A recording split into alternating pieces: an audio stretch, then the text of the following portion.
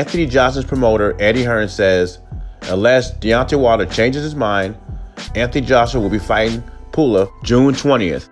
Following that, it'll be Deontay Wilder against Tyson Fury in their trilogy. For the life of me, I don't know why Deontay Wilder did not take the step-aside money, and before the year was up, he would be fighting for the undisputed championship of the world. So I guess the plan before the year is up, if Tyson Fury and Anthony Joshua successfully defend their titles, they will fight before the end of the year for undisputed.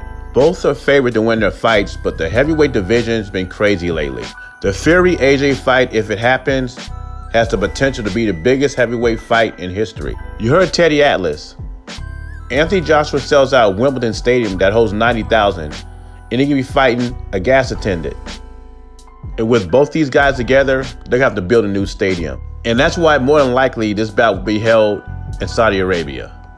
Like I told you, Saudi Arabia is becoming a big player in boxing. Now, my first thoughts was if Tyson Fury knocks out and beats Deontay Wilder once again, that Deontay Wilder is done with boxing. He's pretty much finished.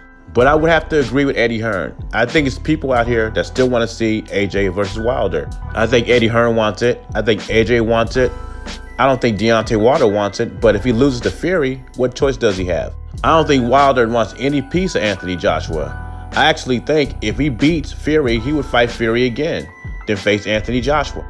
And it'll be very interesting how his fans, his kingdom, handles another loss from the Gypsy King, Tyson Fury. Let's hope they come up with something better than loose gloves. In other boxing news, looks like we might be getting Manny Pacquiao and Mikey Garcia in Saudi Arabia this summer.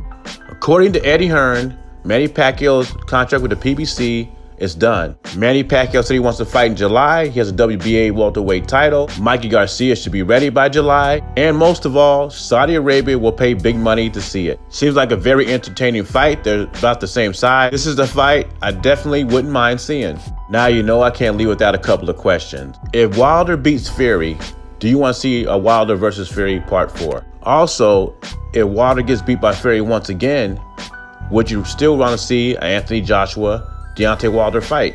Leave your thoughts and comments below. Jay Beezy. Subscribe to the channel. I'm gone.